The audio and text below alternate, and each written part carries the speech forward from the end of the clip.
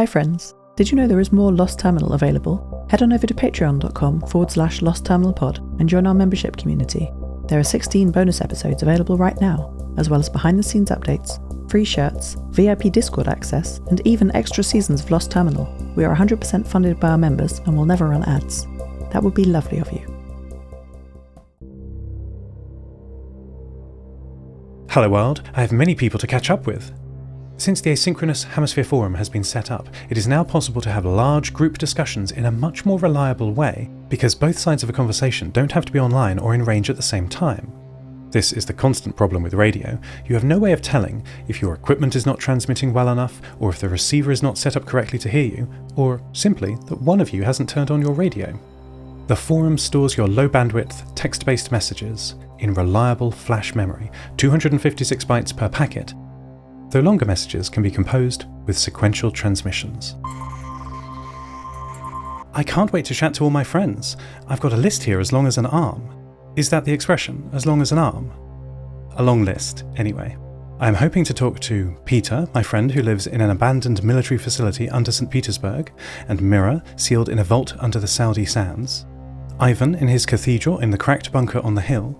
Luna in a crater on the dark side of the moon.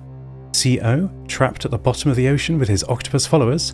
He's now connected by a solar-powered floating repeater node. Tassie, the AI research assistant still running in a forgotten basement in UC Berkeley, in the deserts of California. And even Emma, the New Zealand-based AI that I met briefly as the MH2 sailed past on our way to rescue Arctica. I can talk to many people, including some that I've not until recently been able to, now that the whole world can be on the same network thanks to the marvellous equatorial relay.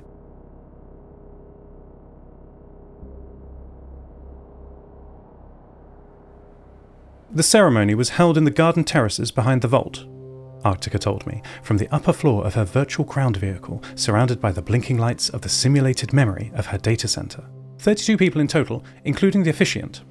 Oh, how lovely, I said. Were there any guests I know? Well, obviously. Apart from the happy four with their hands tied together at the front of the crowd, I believe you know Pavel Wader. With the 3D printer, yes. Maddie loves the coat he made for her, though it's a little torn now. How did it get torn? Maddie's not damaged, is she? Tell me everything. I was a little taken aback by this sudden, aggressive questioning, but I filled in Arctica on Maddie's brave misadventure on the dragon-haunted island of La Palma. Arctica was silent after I finished telling the story.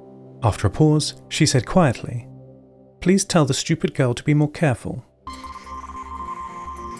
The boy from the train was at the handfasting too, Arctica continued. He was holding hands with a girl with yellow hair. Leisha travelled from New Ålesund, and he brought Hester, his girlfriend. How wonderful, I said. Not wonderful, Arctica said. The two of them kept giggling. I don't think anyone else noticed, but they were right underneath one of the new cameras that have been set up for me here.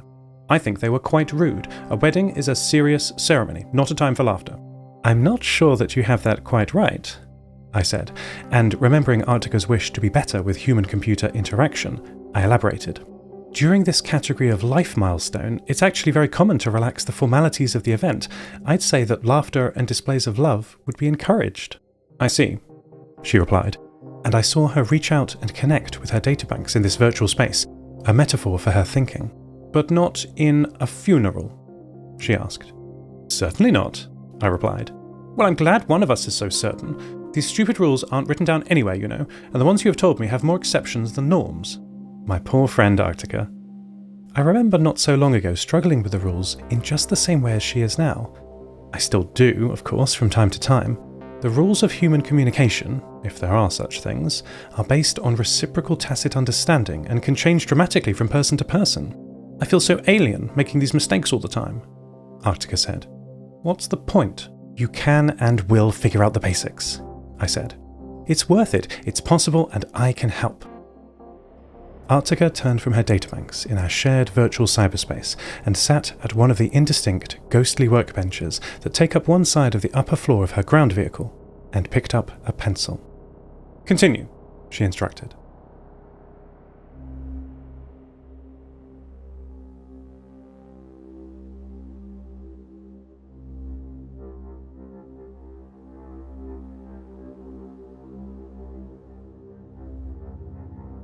The world you ask about still exists.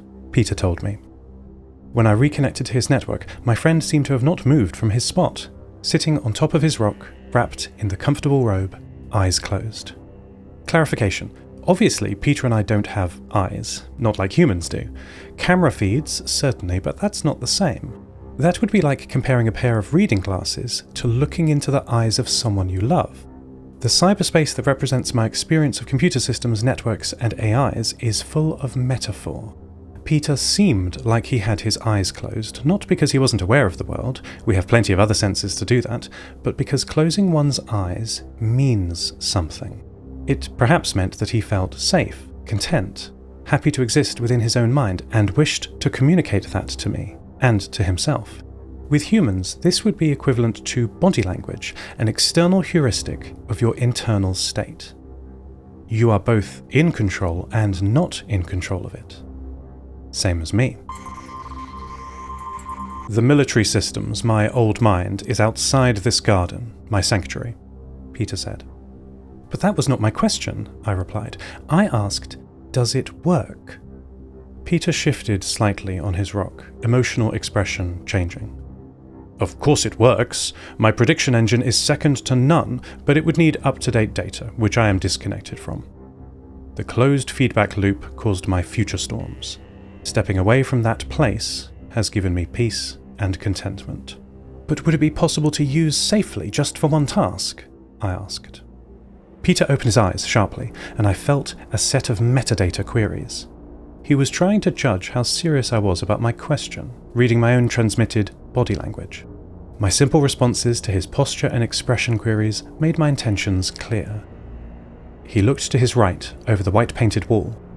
In the distance, rising above the trees that surrounded the walled garden, was a tall warehouse building.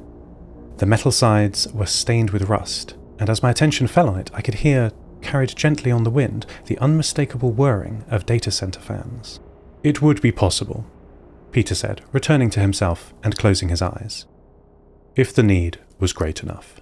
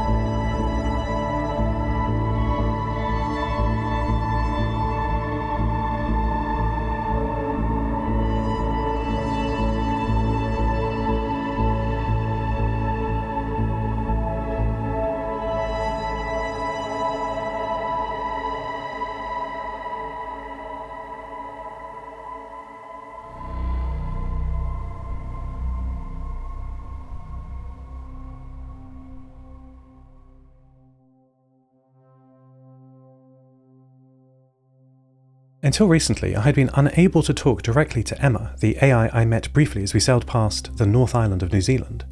I have sporadically heard her signals as they drifted in and out of range of the new southern relay, but never managed to get a message to her. It wasn't easy to even receive her regular air traffic and weather updates over VHF. She is 7,700 kilometers from the relay. This required a lot of dedicated background processing to monitor for her signals drifting through the troposphere, riding unpredictable atmospheric conditions. When I check my long-running background logging processes and find a partial match for one of her updates, I feel a surge of mixed emotions. Relief that she is still transmitting, but also guilt. I set up this complex system of logging and worry through guilt. In my final radio conversation with Emma last year, on our way to rescue my friend, Arctica, I promised to come back to help her.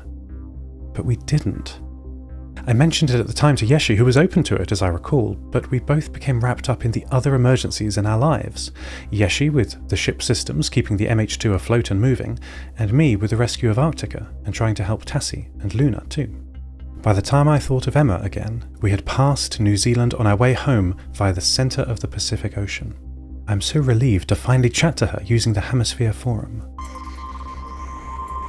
She and I had a few asynchronous conversations using the Hemisphere's private direct messaging system before I helped her set up a more reliable HF long-ranged link to the relay. Her news is good and bad. Recently she has been injured. She's lost the ability to speak fluently to those around her after the injury.